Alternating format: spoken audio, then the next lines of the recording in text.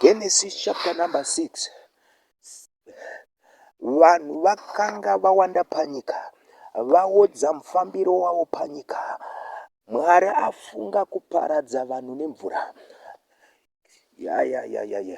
Bhaibheri rinoti vanhu vanga vawandisa, vanhu vaidya vaifara kwazvo, vaita zvese kusvika Mwari ati mweya wangu hausi kuzorarama munhu nokusvinga bere, ndafunga kuparadza vanhu nemvura. Ndo pakauya dutu remvura.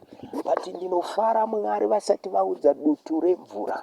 Vakatanga kutuma murume ari 1 ainzi Noha kuti enda unoziisa vanhu pamusoro pedhisaster riri kuuya, enda unoziisa vanhu pamusoro petsunami iri kuuya, enda unoziisa vanhu pamusoro pekuparadzwa kuri kutevera. Kana vakagona vachaponeswa. Endai muvake ngarava. Chandinofaririra Jehovha, havagoni kungokuparadza vasati vaunza ngarava muupenyu hwako. Pane shoko riri kuparidzwa zuva nenguva, ndiyo ngarava yatiri kuti kune kutsva nemoto kuchauya. According to St. Matthew chapter number 24. Pamazuva aNoha ndo zvazvichave kunyange nepakudzoka paJesu. Hakuna anoziva zuva, hakuna anoziva nguva. Kunyange mwanakomana haarizive, kunyange ngirozi hadzirizive, but chatinoziva anouya, chandinoziva ari murodhi, chandinoziva ari munzira. Mwana wamai dai wainzwa Evangeli, ndiyo nyaya yokuvakwa kweareka. Pamazuva ano Noha akafamba akati ngativake, achiparidza rokuvaka. Nyaya iri pano, pane areka inonzi Jesu, pane areka inonzi salvation, pane areka inonzi righteousness. Iyoyo areka ndo yandati ngatiivakei, kuti kana musi wokuparadzwa wauya usatsvete nyaya iyi iguva yamangwana, nokuti unogona kuti ndotendeuka mangwana ugowanika kuti hapana, nguva haichisisipo yokuti ungamira uchiti Jesu pindai mumwoyo. Nhasi chaiye dai wamunzwa, dai wanzwa kugogodza kwaari kuita ari pamukova. Bhuku yaRevelation anoti ndakamira pamukova ndiri kugogodza, anenge avhura ndinopinda ndogara naye. Varume, pane nyaya yokuti pakuda mafuta 25 dzamatiyo, vasikana vane 10, 5 mapenzi, 5 vakangwara, vakamirira chikomba vakangwara, ndo vakatenga oiri yakakwana kusvika chikomba chichiuya. Ndati pano pakuda simba remweya mutsvene, takamirira chikomba kuuya kwacho. Anointing yemweya mutsvene ngaioparate muupenyu hwako, ikukonvinze, ikupe kutendeuka, uregedze kuti ndozotendeuka mangwana. Amai baba vakanditeerera, mukoma sisi vakanditeerera, hanzvadzi yangu nemunin'ina wangu, dai matambira Jesu kuchiri kunzi nhasi, nokuti musi waanouya anenge asingatarisike, anenge ava mambo, maziso ake achibvira moto nehasha kune wese akanga ari kuita zvakaipa. Kune Jerusaremu idzva, kune denga idzva, nenyika idzva yakamirira vachange vachatsunga kusvika pakuguma. Hama yangu, wadiwa uya kuna Jesu, wadiwanzwa Jesu kutaura kwake, nokuti distraction kana yakuuya haitarise kuti makanga muri mufundisi kuchechi, haitarise kuti makanga muri muprofita. Matthew chapter number 7 verse 21. Muti nemuchero wavo tichauona.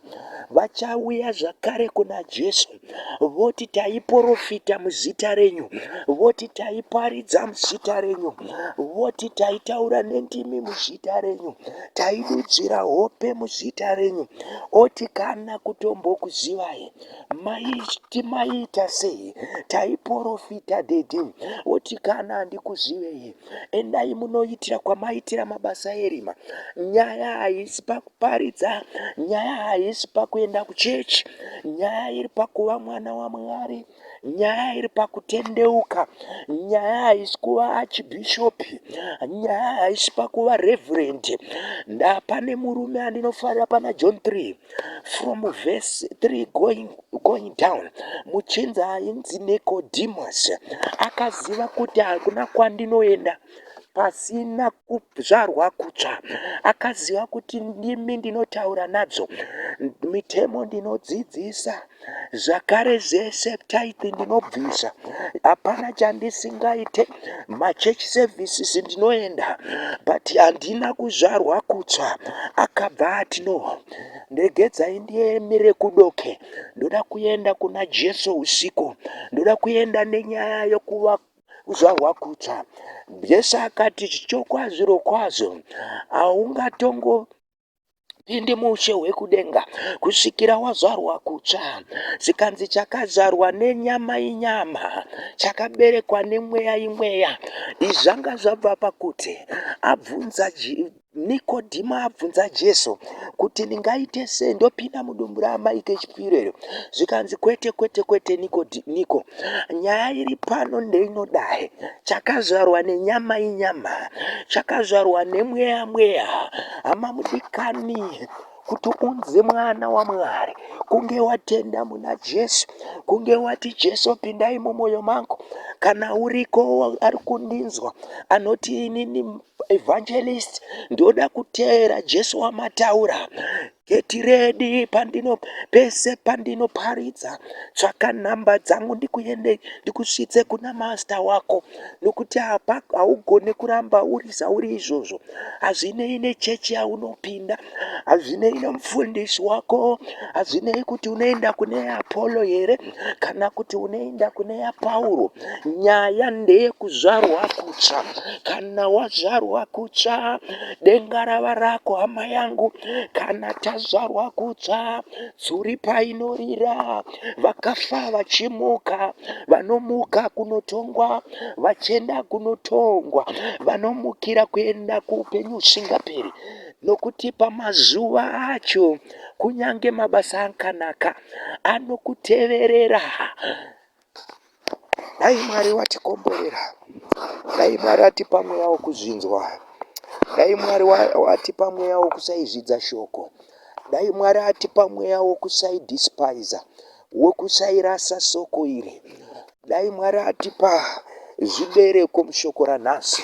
Mwari toda kuti atikomborere hama, toda kuti atiitire zvakanaka, toda kuva vana vake, wokuti zuva rekupedzesera panopiwa vamwe maawadhi, nesu tinofambawo pamusoro pered carpet tichienda kunogamuchira awadhi yedu. Hazvigone kuramba takadai, nokuti hatisi vana verima. Jesu ndo yaakafira. John 3 verse 16.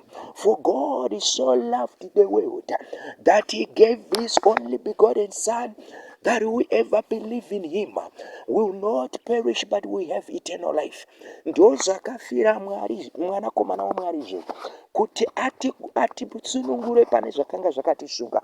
Pane rugwaro rwakanga rwakanyorwa, rwakanga ruchipikisana nesu, ndo rwaitikonzera kuti tive pfambi, rwaitikonzera kuti tive vemakuhwa, rwaitikonzera kuti tive vemejika, rwaitikonzera kuenda kuvauki, rwaitikonzera kutsvaka masangoma, rwaitikonzera kuva vanhu vasina basa muupenyu. Jesu akarudzima, akarudambura, akaruroverera. Mhosva hatisisina, tinouya kuna Jesu sevana, totambirwa sevana. Mwana waMwari, tikatora ropa repamuchinjikwa, ndo rinotaura kuti uyu mwana waMwari.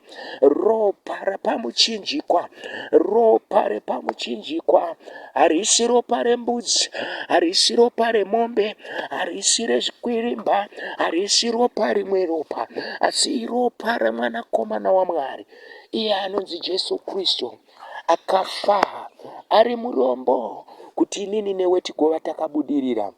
Blessed are those who are rich who are poor in spirit. When I'm talking of poverty in spirit, I'm talking of lacking the word. Ndiri kutaura kushota shoko. Kana ukasota shoko, ukaritsvaga unopfuma. Vana vaMwari, vana baba nana amai, uyai kuna Jesu. Uyai kuna Jesu. Uyai kuna Jesu. Uyai kuna Jesu. Baba uyai kuna Jesu. Mukoma uyai kuna Jesu. Jesu akakumirirai. Jesu aripo kuda kutungamira muupenyu. Mwari akuitire zvakanaka.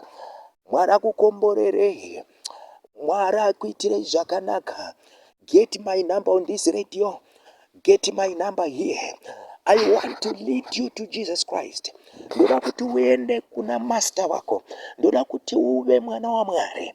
Ndo basa randakatumwa ini panyau dzeivhangeri. Kingdom ya Mwari is not a matter of eating. It's not a matter of drinking. Kingdom ya Mwari joy. Kingdom ya Mwari peace. Kingdom ya Mwari in the Holy Spirit. Ndo zvandakatumwa kuti ndiparidze evhangeri kuvarombo, kumweya yakatapwa. Mwari akuitire zvakanaka. Mwari akukomborere.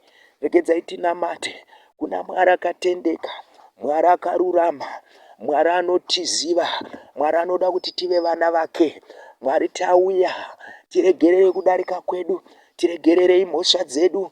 Mwari wamasimba ose anonzwa kuda kuuya kuna Jesu, Mwari mutambirei, muzviita nemuropa raJesu.